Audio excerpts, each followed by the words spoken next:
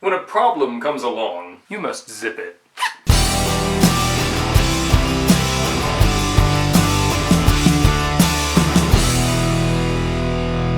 In this video, I'm going to show you how to make a simple pouch with a zipper.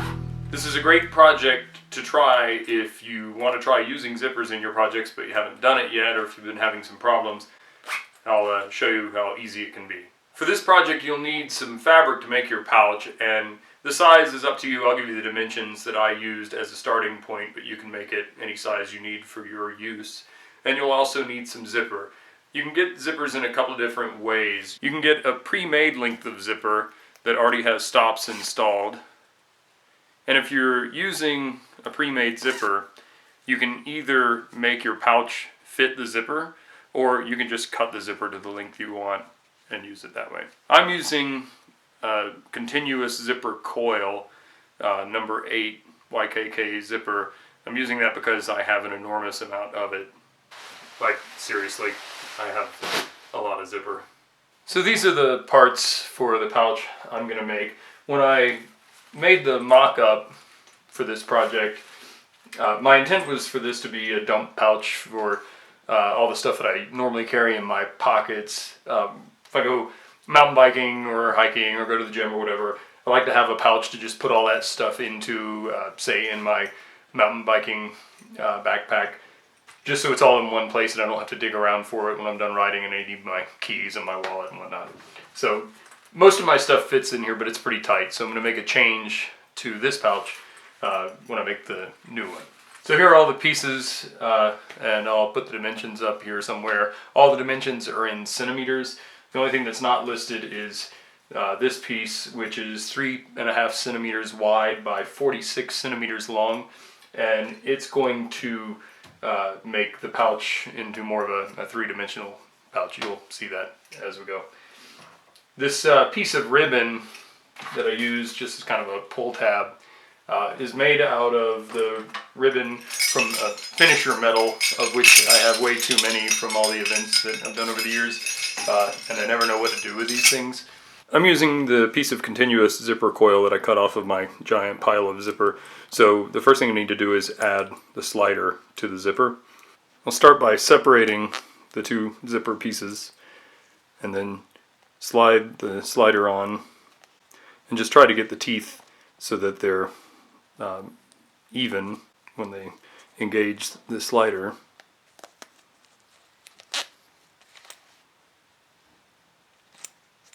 The next thing to do is to put the fabric stops on either end of the zipper.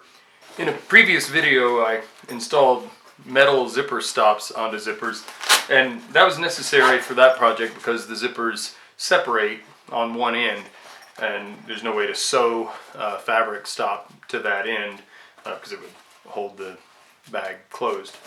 But for this project, since the zipper does not separate, I can just sew tabs onto either side to act as zipper stops. I'm going to prepare the tabs that go over the ends of the zippers by first folding a double hem on the end and sewing that down.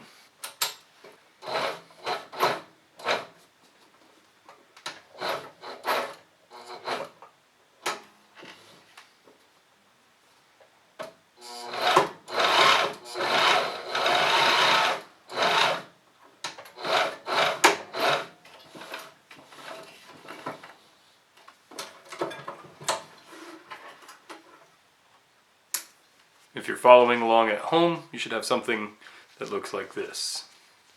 I'm using yellow thread to make the stitching easier for you to see. You can use any color you want, obviously. The next step is to sew the tabs to the zipper. I made one of the tabs a little bit longer than the other, and that's to create a little bit of a pocket for the zipper slider to go into when it's closed. In order to create that pocket, I'll fold the longer piece over the end of the zipper, and then I'll sew it some distance from the end to give room for the slider to rest.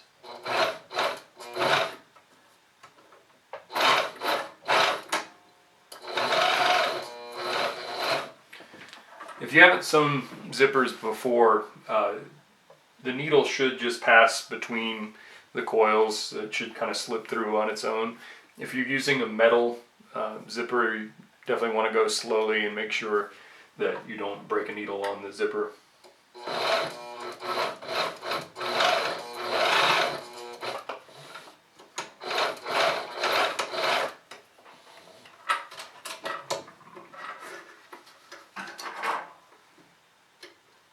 On the other side, I'm not trying to create a pocket, so also closer to the end of the tab.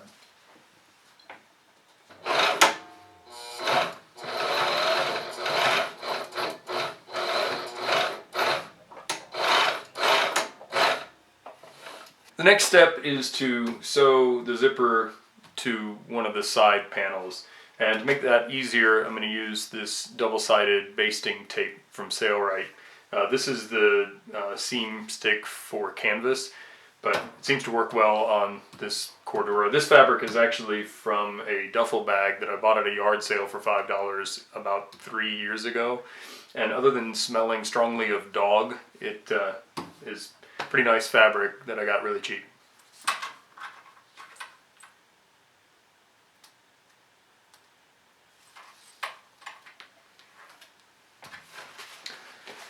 So this fabric has a right side and a wrong side. The shiny side should go to the inside for this particular application. So I want to take the right side and place it down on the seam stick.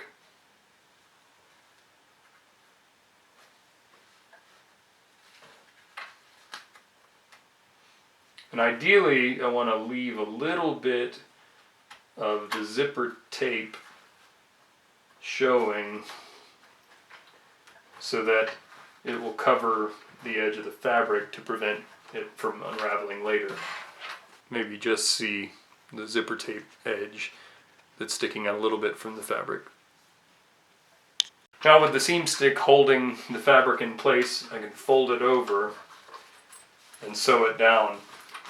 There are a couple of choices you can make at this point. If you want to have a storm flap cover your zipper, then you can fold the material over so it covers the zipper. In this case, I'm just going to have it come basically to the edge of the zipper teeth. To help with sewing the zipper on, I've installed a zipper foot onto my machine. I'm using the Sailrite LS1 for this project, which is a walking foot machine.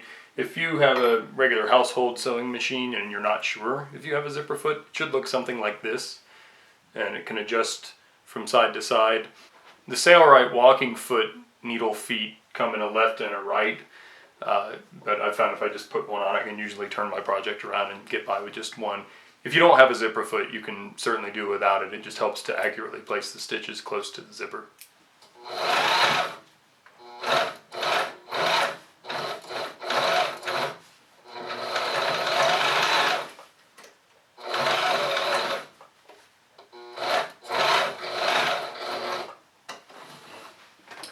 When you get close to the slider, you can bury your needle and raise the presser foot and then slide the slider away so that it's not going to push the material away and keeps your stitch straight.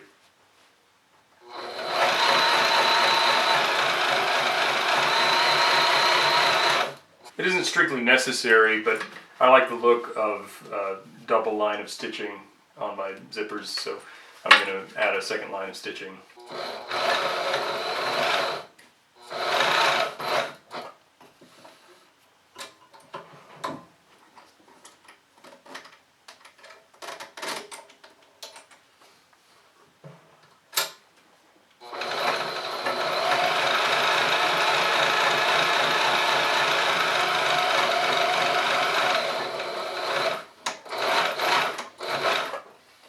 By lining the foot up on the first line of stitching, you can see I got a pretty straight second line. I just repeated the process for the second side. If I were going to repeat what I did for the mock-up pouch that I made for this project, then at this point I would simply turn this folded so that it's inside out, sew around the perimeter, turn it back right side out, and then sew the top stitch around the edge just to conceal the raw edges on the inside, and the project would be finished. However, I've decided that I want more volume in this pouch as a finished pouch. So I'm going to add a side piece that's going to go around and give it volume. Well, I've sewn the gusset on, which honestly I probably should have done to the ends of the zippers before I sewed the side pieces on, but whatever. So now I want to flip this around so the gusset is inside out on top of the right side of the zipper. I sewed the gusset to one of the side panels, and now I'll sew it to the other one. I just want to make sure I open the zipper first, because it's very difficult, if not impossible, to get the zipper open from what is the inside turned inside out if you sew it closed like that. So make sure you open it up so you can turn it back right side out. In order to hide any excess material or any adjustments that I need to make, I'm starting sewing in the middle, and I'll go up one side and then turn around and go from the middle to the other side.